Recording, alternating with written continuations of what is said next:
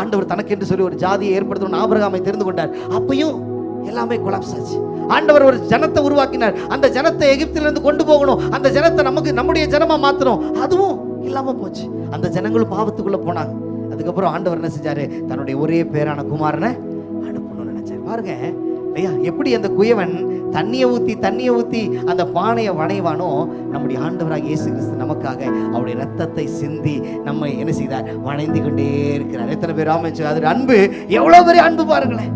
அவர் கையிலிருந்து வருகிற ரத்தத்தை வைத்து நம்முடைய பாவத்தை கழுவி நீ அழகா இருக்கணும், இந்த மண்பாண்டம் சரியான பாண்டமா இருக்கணும், நீ உபயோகமா இருக்கணும், நீ கனமுள்ளமா இருக்கணும், நீ ஒரு மகிமையான பாத்திரமா இருக்கணும் சொல்லி ஆண்டவர் நம்மளை வணைந்து கொண்டே இருக்கிறார்.